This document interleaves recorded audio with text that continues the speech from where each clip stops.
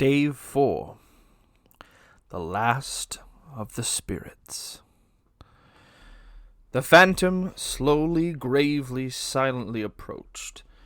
When it came near him, Scrooge bent down upon his knee, for in the very air through which this spirit moved, it seemed to scatter gloom and mystery. It was shrouded in a deep black garment, which concealed its head, its face, its form, and left nothing of it visible save one outstretched hand. But for this it would have been difficult to detach its figure from the night, and separate it from the darkness by which it was surrounded.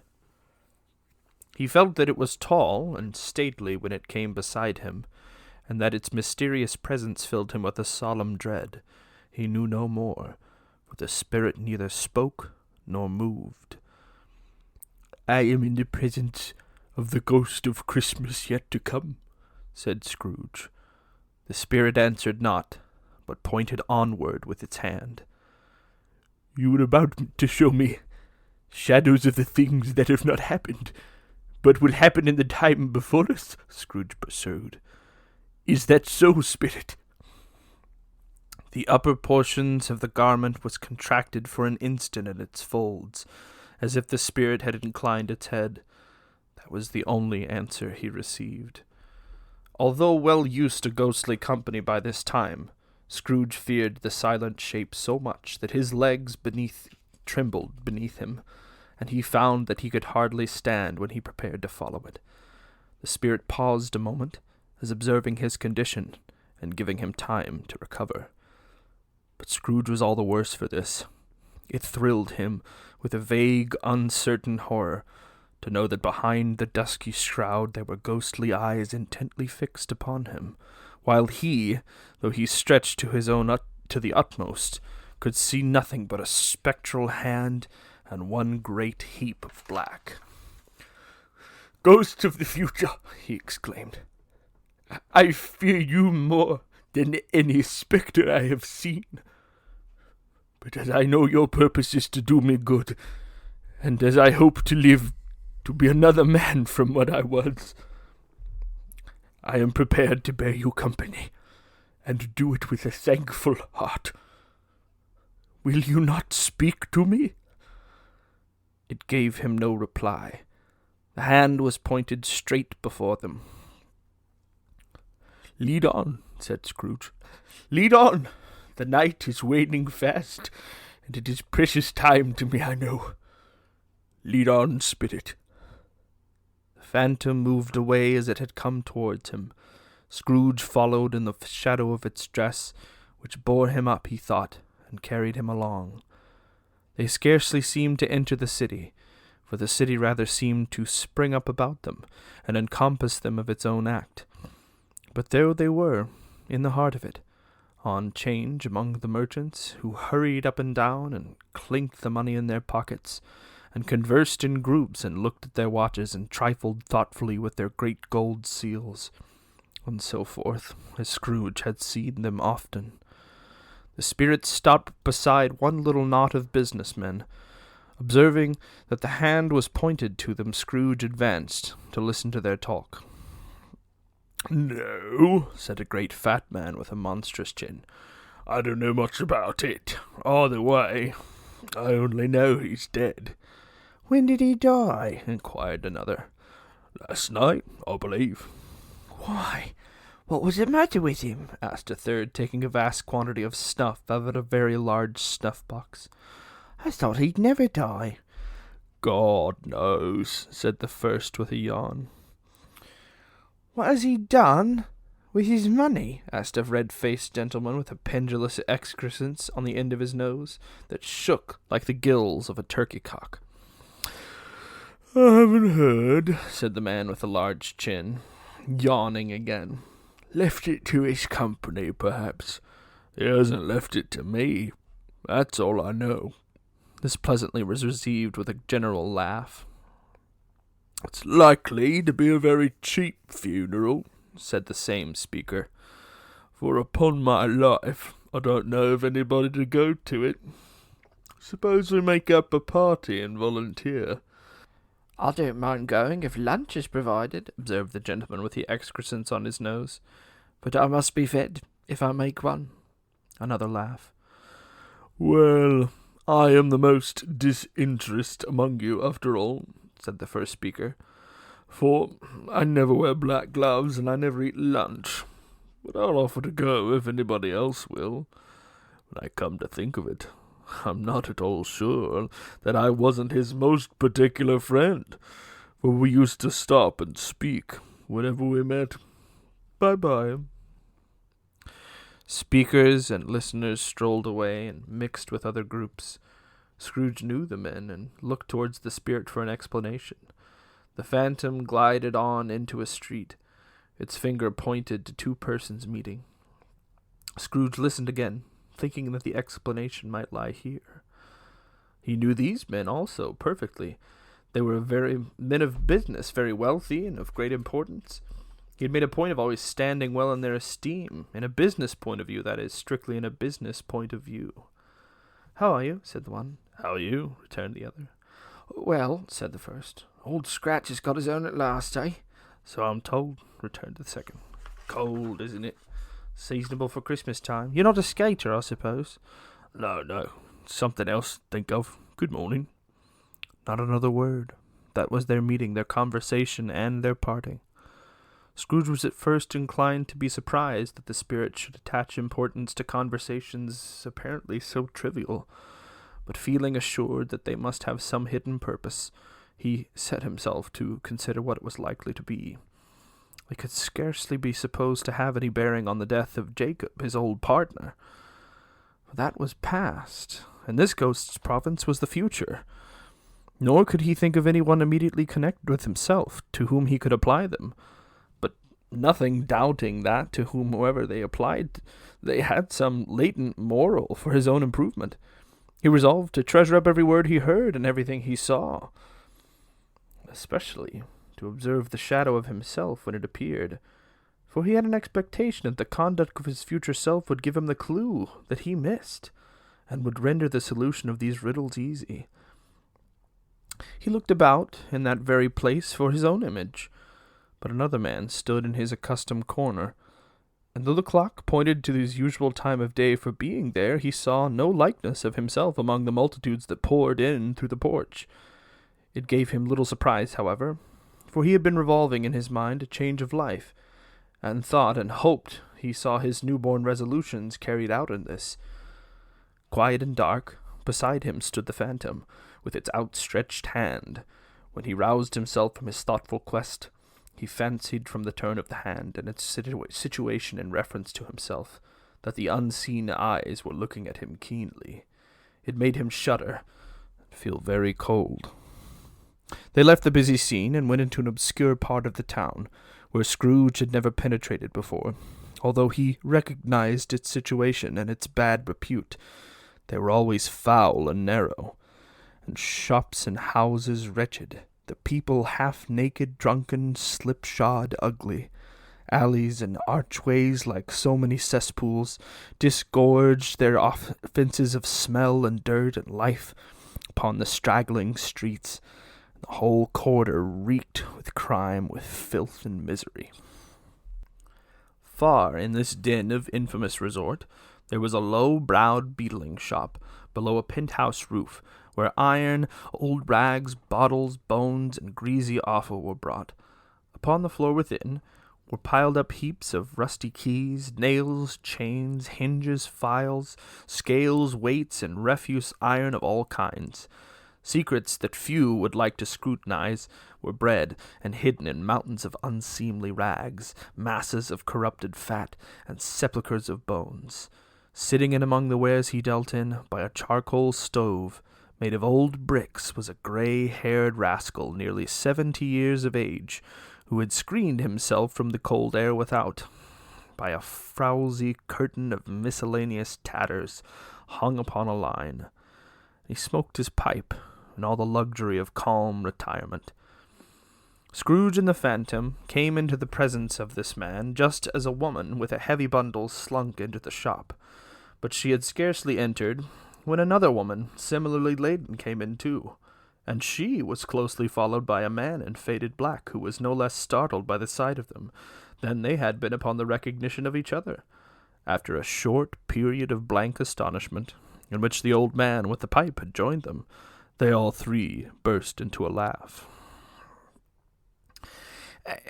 Let the charwoman alone to be the first, cried she who had entered first. Let the laundress alone be the second, and let the undertaker's man alone to be the third. Look here, old Joe, here's a chance.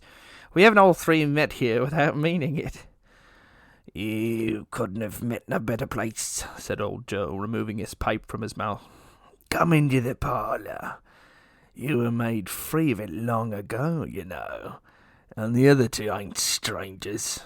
Stop till I shut the door of the shop. How it squeaks. There ain't such a rusty bit of metal in the place as its own hinges, I believe.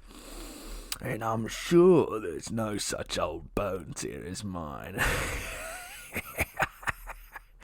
We're all suitable to our calling. We're well matched. Come into the parlour. Come into the parlour. The parlour was the space behind the screen of rags.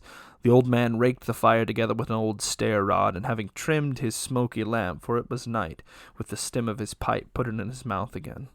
While he did this, the woman who had already spoken threw her bundle on the floor, and sat down in a flaunting manner on a stool, crossing her elbows on her knees, and looking with a bold defiance at the other two. What are the odds, then? What odds, Miss Dilber? Said the woman. Every person has a right to take care of themselves. He always did. That's true indeed, said the laundress. No man more so. Why, then, don't stand staring as if you was afraid, woman. Who's the wiser? I'm not going to pick holes in each other's coats, I suppose. No, indeed, said Mrs. Dilber and the man together. We should hope not. Very well, then, cried the woman. That's enough. Who's the worse for the loss of a few things like these? Not a dead man, I suppose. No, indeed, said Mrs. Dilber, laughing. If you wanted to keep him after he was dead, a wicked old screw, pursued the woman. Why wasn't he natural in his lifetime? If he had been, he'd have had somebody to look after him when he was struck with death, instead of lying gasping at his last alone by himself. It's the truest word that was ever spoke, said Mrs. Dilber. It's a judgment on him. Wish it was a little heavier judgment, replied the woman. And it should have been, you may depend upon it, if I could have laid my hands on anything else. Open that bundle, old Joe. Let me know the value of it. Speak it out plain. Not afraid to be the first, nor afraid for them to see it. We know pretty well we were helping ourselves before we met here, I believe. It's no sin. But the bundle, Joe. The gallantry of her friends would not allow of this, and the man in faded black mounting the breach first produced his plunder. It was not extensive, a seal or two, a pencil case, a pair of sleeve buttons, or a brooch of no great value or all. They were severally examined and appraised by old Joe, who chalked the sums he was disposed to give for each upon the wall, and added them up into a total when he found there was nothing more to come. That's your account, said Joe, and I wouldn't give another sixpence if I was to be boiled for not doing it. Who's next? Mrs. Dilber was next. Sheets and towels, a little wearing apparel, 2 old-fashioned silver teaspoons, a pair of sugar tongs, and a few boots. Her account was stated on the wall in the same manner. I always give too much to ladies. It's a weakness of mine. That's the way I ruin myself, said old Joe. That's your account. If you asked me for another penny and made it an open question, I'd repent of being so liberal and knock off £0.50. Now, undo my bundle, Joe, said the first woman. Joe went down on his knees for the greater convenience of opening it, and having unfastened a great many knots, dragged out a large and heavy roll of some dark stuff. What you call this? Said Joe. Bed curtains? Ah, returned the woman, laughing and leaning forward on her crossed arms. Bed curtains. You don't mean to say you took 'em down? Rings and all with him lying there, said Joe. Yes, I do, replied the woman. Why not? You were born to make your fortune, said Joe, and you'll certainly do it. I certainly shan't hold my hand when I can get anything in it by reaching it out for the sake of such a man as he was. I promise you, Joe, returned the woman coolly. Don't drop that all upon the blankets now. His blanket, said Joe. Whose else do you think? Replied the woman. He isn't likely to take cold without him, I dare say. I hope he didn't die of anything catching, eh? Said old Joe, stopping in his work and looking up. Don't you be afraid of that, returned the woman. I ain't so fond of his company that I'd loiter about him for such things, if he did. Ah, you may look through that shirt to your eyes ache, but you won't find a hole in it, nor a threadbare place. It's the best he had, and a fine one too. They'd have wasted it if it hadn't been for me. What do you call wasting of it? Asked old Joe.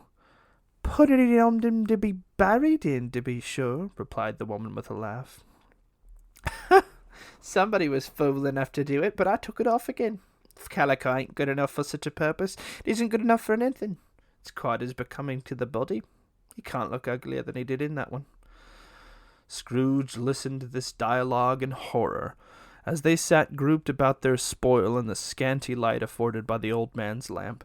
He viewed them with a detestation and disgust which could hardly have been greater, though they had been obscene demons marketing the corpse itself. Ha, ha, ha, laughed the same woman, when old Joe, producing a flannel bag with money in it, took out their several gains upon the ground. This is the end of it, you see. He frightened everyone away from him when he was alive, to profit us when he was dead. Spirit, said Scrooge, shuddering from head to foot. I see. The case of this unhappy man might be my own. My life tends that way now. Merciful heavens, what is this? He recoiled in terror, for the scene had changed, and now he almost touched a bed. A bare, uncurtained bed, on which, beneath a ragged sheet, there lay something covered up, which, though it was dumb, announced itself in awful language. The room was very dark, too dark to be observed with any accuracy, though Scrooge glanced round it in obedience to a secret impulse, anxious to know what kind of room it was. A pale light, rising in the outer air, fell straight upon the bed, and on it, plundered and bereft, unwatched, unwept, uncared for, was the body of this man. Scrooge glanced toward the phantom. Its steady hand was pointed to the head. The cover was so carelessly adjusted that the slightest raising of it, the motion of a finger upon Scrooge's part, would have disclosed the face. He thought of it, felt how easy it would be to do, and longed to do it, but had no more power to withdraw the veil than to dismiss the spectre at his side. O cold, cold, rigid, dreadful death, set upon thine altar here, and dress it with such terrors as thou hast at thy command, for this is thy dominion. But of the loved, revered, and honoured head thou canst not turn one hair to thy dread purposes, or make one feature odious. It is not the hand that is heavy, and will fall down when released. It is not the heart and pulse are still, but that the hand was open, generous, and true. The heart, brave, warm, and tender, and the pulse a man's. Strike, shadow, strike, and see his good deeds springing from the wound, to sow the world with life immortal. No voice pronounced these words in Scrooge's ears, and yet he heard them when he looked upon the bed. He thought, if this man could be raised up now, what would be his foremost thoughts? Avarice, hard dealing, griping cares? They have brought him to a rich end, truly. He lay in the dark, empty house with with not a man, a woman, or a child to say that he was kind to me in this or that. For the memory of one kind word, I will be kind to him. A cat was tearing at the door, and there was a sound of gnawing rats beneath the hearthstone. What they wanted in the room of death, and why they were so restless and disturbed, Scrooge did not dare to think. "Spirit," he said, "this is a frightful place. I'm leaving it. I shall not leave its lesson, trust me. Let us go." Still the ghost pointed with an unmoved finger to the head. "I understand you," Scrooge returned, "and I would do it if I could, but I have not the power, Spirit. I have not the power." Again it seemed to look upon him. "If there is any person in the town who feels emotion caused by this man's death," said Scrooge, quite agonized, "show that person to me, Spirit. I beseech you." The phantom spread its dark robe before him for a moment, like a wing, and withdrawing it, revealed a room by daylight where a mother and her children were. She was expecting someone, and with anxious eagerness, for she walked up and down the room, starting at every sound, looked out from the window, glanced at the clock, tried but in vain to work with her needle, could hardly bear the voices of the children and their play. At length the long-expected knock was heard. She hurried to the door and met her husband, a man whose face was careworn and depressed, though he was young. There was a remarkable expression in it now, a kind of serious delight, of which he felt ashamed, and which he struggled to repress. He sat down to the dinner that had been hoarding for him by the fire, and when she asked him faintly what news, which was not until after a long silence, he appeared embarrassed how to answer. "Is it," she said, "is it good or bad to help him?" "Bad," he answered. "We are quite ruined." "No, there is hope yet, Caroline." "If he relents," she said, amazed, "there is. Nothing is past hope if such a miracle has happened." "He is past relenting," said her husband. "He is dead." She was a mild and patient creature if her face spoke truth, but she was thankful in her soul to hear it, and she said so, with clasped hands.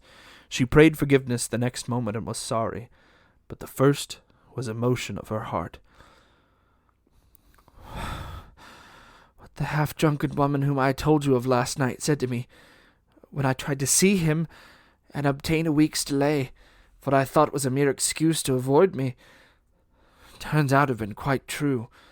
He was not only very ill, but dying then." "To whom will our debt be transferred?" "I don't know, but before that time we should be ready with the money, and even though we were not, it would be a bad fortune indeed to find so merciless a creditor in his successor. We may sleep tonight with light hearts, Caroline." Yes, soften it as they would, their hearts were lighter. Their children's faces, hushed and clustered around to hear what they had so little understood, were brighter, and it was a happier house for this man's death. The only emotion that the ghost could show him caused by the event was one of pleasure. "Let me see some tenderness connected with the death," said Scrooge, "or that dark chamber, Spirit, which we left just now, will be for ever present with me." The ghost conducted him through several streets familiar to his feet, and as they went along, Scrooge looked here and there to find himself, but nowhere was he to be seen. They entered poor Bob Cratchit's house, the dwelling he had visited before, and found the mother and the children seated round the fire.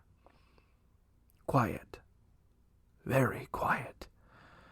The noisy little Cratchits were as still as statues in one corner, and sat looking up at Peter, who had a book before him. The mother and her daughters were engaged in sewing, but surely they were very quiet. "And he took a child and set him in the midst of them." Where had Scrooge heard these words? He had not dreamed them. The boy must have read them out. As he and the spirit crossed the threshold, why did he not go on? The mother laid her work upon the table and put her hand up to her face. "The color hurts my eyes," she said. The colour. Oh, poor Tiny Tim. They're better now again, said Cratchit's wife. It makes them weak by candlelight, and I wouldn't show weak eyes to your father. When he comes home for the world, it mustn't be near his time. Past it, rather, Peter answered, shutting up his book. But I think he's walked a little slower than he used these few last evenings, Mother. They were very quiet again. At last, she said in a steady, cheerful voice that only faltered once, I've known him walk with Tiny Tim upon his shoulder very fast indeed. So have I, cried Peter. Often. And so have I, exclaimed another. So had all. But he was very light to carry, she resumed, intent upon her work. And his father loved him so. It was no trouble. No trouble. Oh, there's your father at the door. She hurried out to meet him, and little Bob and his comforter, he had need of it, poor fellow, came in. His tea was ready for him on the hob, and they all tried who should help him to it the most. Then the two young Cratchits got up on his knees and laid, each child a little cheek against his face, as if they said, Don't mind it, father, don't be grieved. Bob was very cheerful with them, and spoke pleasantly to all the family. He looked at the work upon the table, and praised the industry and speed of Mrs. Cratchit and the girls. They would be done long before Sunday, he said. Sunday? You went today, then, Robert, said his wife. Yes, my dear, returned Bob. I wish you could have gone.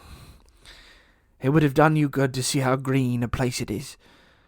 But you'll see it often. I promised him that I would walk there on a Sunday.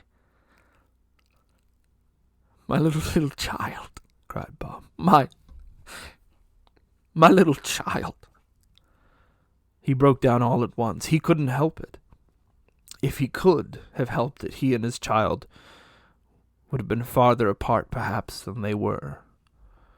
He left the room and went upstairs into the room above, which was lighted cheerfully and hung with Christmas.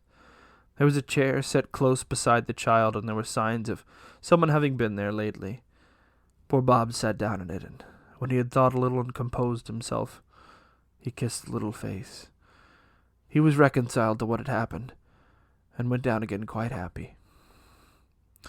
They drew about the fire and talked, girls and mother working still. Bob told them of the extraordinary kindness of Mr. Scrooge's nephew, whom he had scarcely seen but once, and who, meeting him in the street that day, and seeing that he looked just a little down, said Bob, inquired what had happened to distress him. On which, said Bob, for he is the pleasantest spoken gentleman you've ever heard, I told him, I'm heartily sorry for it, Mr. Cratchit, he said, and heartily sorry for your good wife. By the by, how he ever knew that, I don't know. Knew what, my dear? Why, that you were a good wife, replied Bob. Everybody knows that, said Peter. Very well observed, my boy, cried Bob. I hope they do.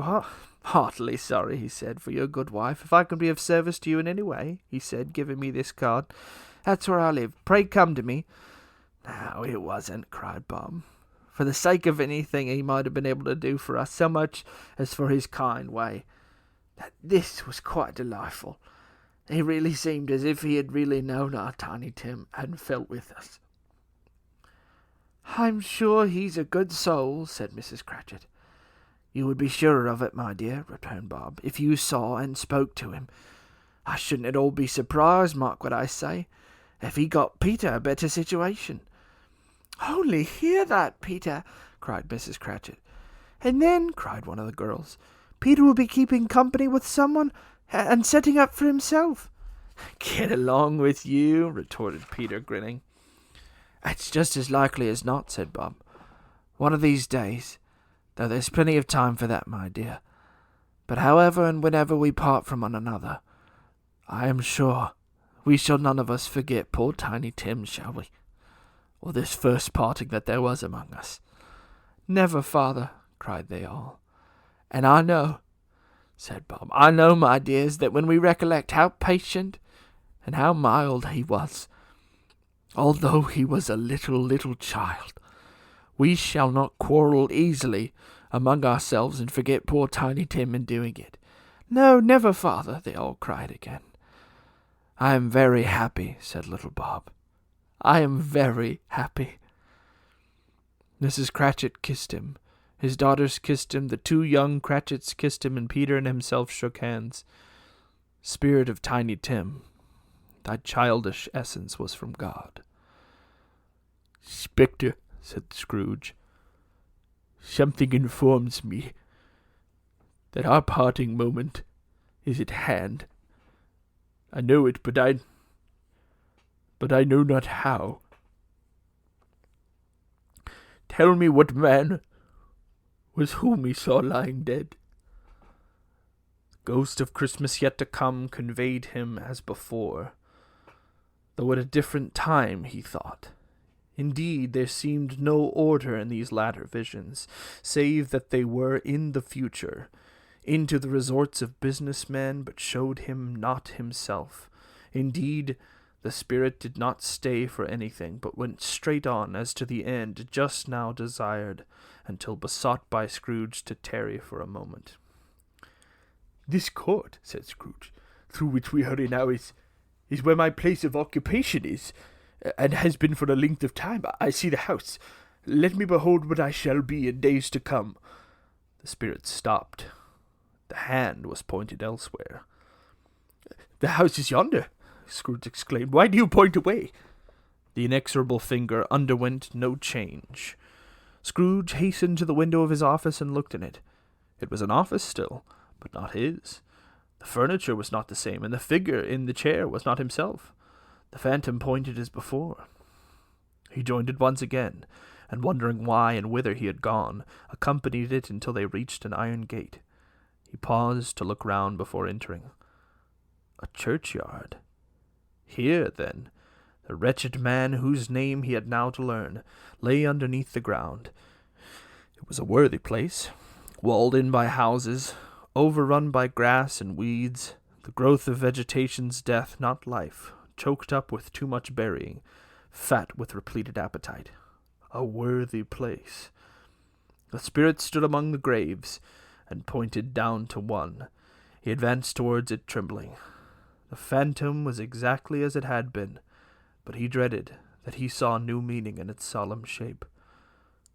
Before I draw near to that stone to which you point, said Scrooge, answer me one question.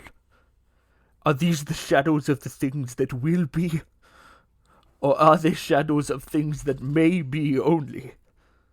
Still the ghost pointed downward to the grave by which it stood. Men's courses will foreshadow certain ends to which, if preserved in, they must lead, said Scrooge. But if the courses be departed from, the ends will change. Say it is thus, with what you show me. The spirit was immovable as ever. Scrooge crept towards it, trembling as he went, and following the finger read upon the stone of the neglected grave his own name, Ebenezer Scrooge. Am I the man who lay upon the bed? He cried upon his knees. The finger pointed from the grave to him, and back again. No, spirit, oh no, no. The finger was still there. Spirit, he cried, tight clutching at its robe. Hear me. I am not the man I was. I will not be the man I must have been, but for this intercourse. Why show me this if I am past all hope? For the first time, the hand appeared to shake. Good spirit, he pursued, as down upon the ground he fell before it. Your nature intercedes for me, and pities me. Assure me that I may yet change these shadows you have shown me by an altered life. The kind hand trembled. I will honor Christmas in my heart and try to keep it all the year. I will live in the past, the present, and the future. The spirits of all three shall strive within me. I will not shut out the lessons that they teach. Oh, tell me, I may sponge away the writing on this stone. In his agony, he caught the spectral hand. It sought to free itself, but he was strong in his entreaty and detained it. The spirit, stronger yet, repulsed him. Holding up his hand in a last prayer to have his fate reversed, he saw an alteration in the phantom's hood and dress. It shrunk, collapsed, and dwindled down into a bedpost.